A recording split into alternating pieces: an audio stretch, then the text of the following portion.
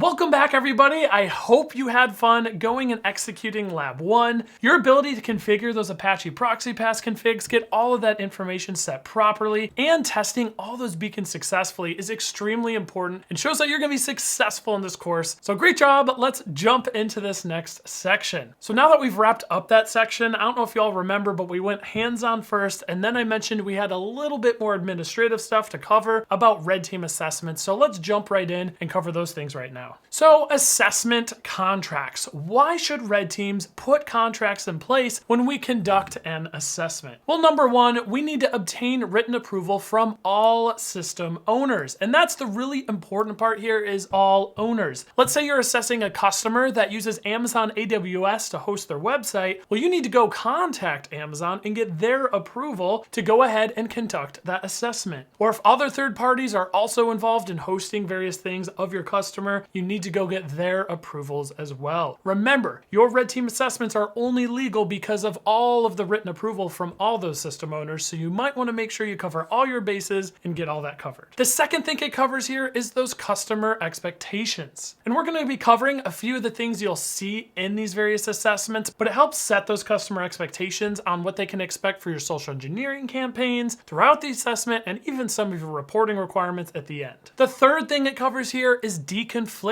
steps. Now, let's say your customer finds some malicious activity in their network. They need to know where to go to get a hold of you and see if it's your own implants running in the network or a real-world threat actor. Those steps need to be clearly defined because that customer could potentially be spending millions of dollars on an incident response, getting to the bottom of this malicious activity. They need to know whether it's you or a real-world threat actor to be able to act accordingly. The fourth thing here is to establish those on-off limits lists. Customers may put sensitive files on a list that they call the off-limits list. That way, as red team operators, when you're inside their network, you won't compromise those hosts. Now, those could be very fragile hosts, or they could be hosts that are just responsible for a lot of really important activity for that customer. Let's say there's a web server taking orders from customers. If that were to go down, it could cost that customer millions of dollars in lost revenue. So typically you want a very clearly defined list of hosts that you should not touch. Now, I do want to mention this is a living document. It should be modifiable given it's reapproved by those stakeholders. But the reason I mention this, sometimes customers will have hosts on this off-limits list that probably shouldn't be on there.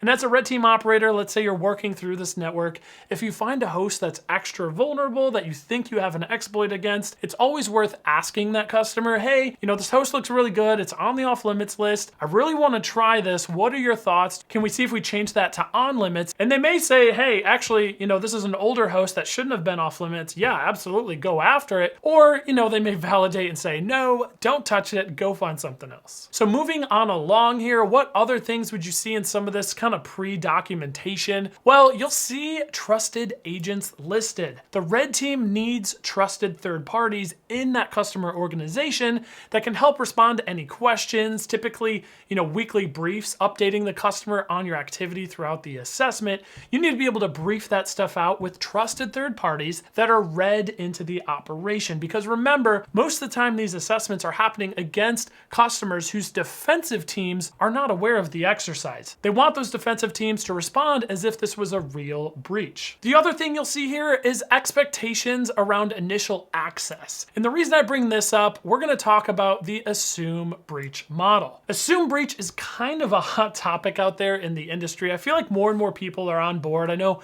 Microsoft has had a few comments on this, but the assume breach model basically says this: threat actors have infinite time to get into these customer networks. And given millions of phishing emails, all different, sent to all employees of a workforce, chances are at least one of those employees is going to open one of those emails, granting that threat actor access to that machine. So rather than have red teams spend 6 weeks trying to social engineer their way into a network, can we just assume one of those folks will open the email and will give the red team initial access, low privileged, right off the bat? That allows them to provide so much more value to the customer rather than them just banging outside the door for 6 weeks. Which brings us to the other things we'll typically see in some of this paperwork, the mission objective. Again, the mission objective is why? Why is this assessment going on? Why does the customer want us to engage their target network? Are we there to stimulate those defenses, to try to get the defenders